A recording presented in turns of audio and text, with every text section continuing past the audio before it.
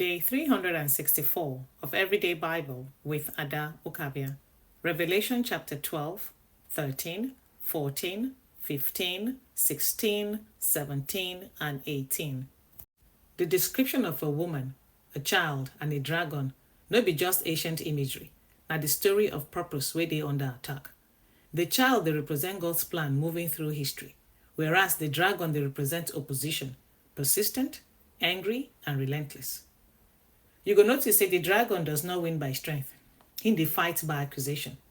The Bible dey call am the accuser of our brothers and sisters. This one na one of the most overlooked truths in the Revelation. The enemy's greatest weapon is not destruction, na condemnation. That voice that tells you you're not good enough, your past disqualifies you, God is tired of you, that voice is older than time. But this revelation dey remind all of us that the accuser has already been thrown down, which means say guilt no longer has the final word, truth does. As we read the go, we can encounter the mysterious 1,260 days. This one they represent a limited season of hardship, not forever, not endless, not permanent.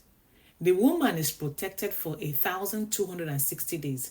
They no spare am from trouble, but sustain am through it. God does not always remove pressure, but they always set boundaries for it. If you are in a difficult season, Revelation say your trial has an expiration date.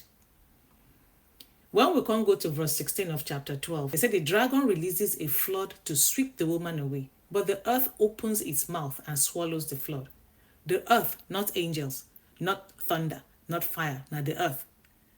Sometimes God will deliver us through ordinary means. It could be a conversation, a delay, a job loss that redirects your life, or even a closed door where they protect you.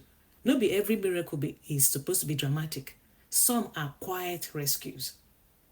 On the infamous number 666, the scriptures say this number is the number of a man, no be number of a monster, not of a demon, but of a man. 666, they represent humanity trying to function without God. 7 represents completeness, as we don't notice for the Bible. 6, they fall short of that completeness repeatedly. It is the worship of systems, power, productivity, and control without submission to God. Now in this 666 they represent. Anytime success replaces obedience, anytime efficiency replaces integrity, anytime image replaces truth, the spirit of the beast is already at work. So be careful. Then we can't meet the number or quantity, 144,000, when they mention for chapter 14. This one is about identity, not exclusivity.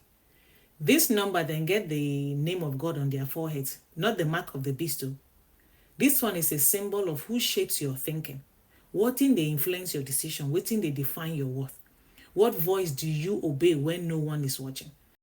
The 144,000, they know they're perfect, but they are undivided. In a noisy world, loyalty is a revolutionary thing. More than once, we come across this statement.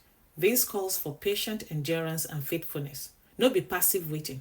Now active faith under pressure. It means say you dey do the right thing when it go suppose cost you. You dey stay honest when dishonesty dey pay. You dey remain faithful even when compromise be like say 9 days easier. So Revelation does not celebrate shortcuts. It dey honor steadfastness. At this time, I want make we compare the 2 sickles wey they mention here.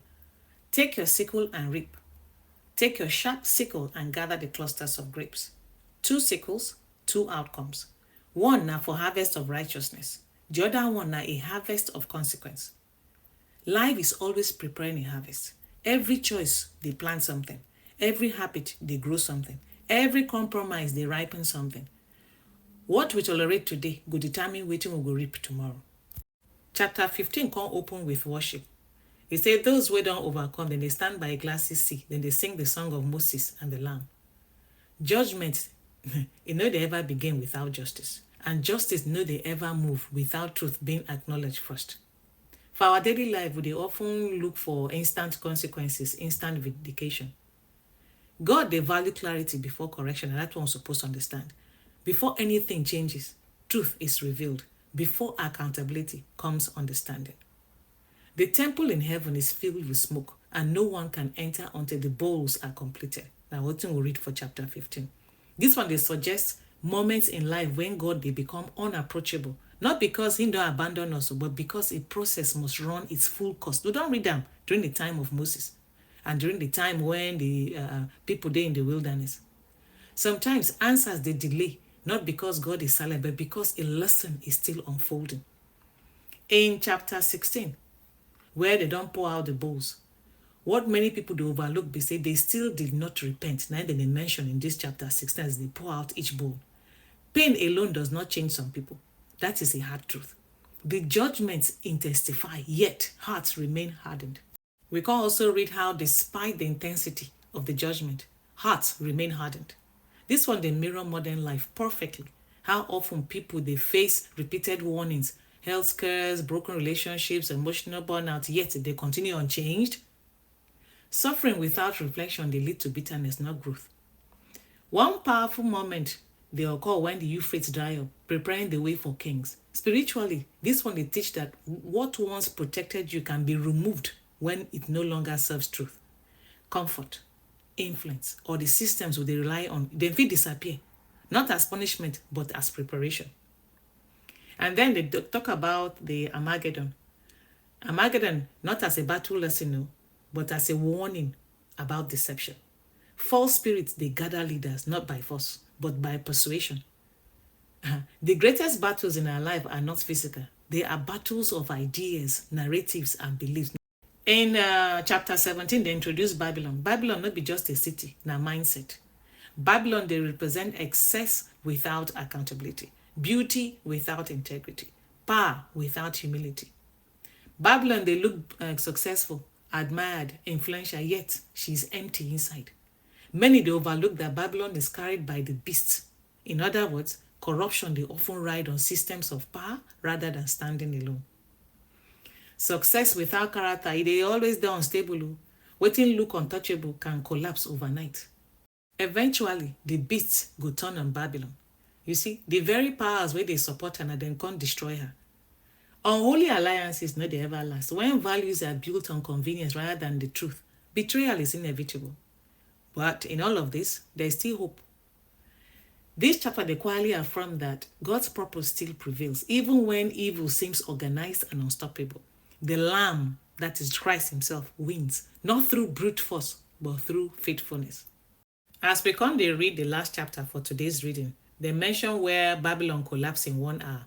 They remind us that systems where they build on greed, they often look strong, but until suddenly they no go look strong again. Babylon no fall because of a lack of success. It fall because of excess without conscience. The businessmen they cry, not be because people die, not because they don't lose their profit. Now warning to check waiting they truly break our heart.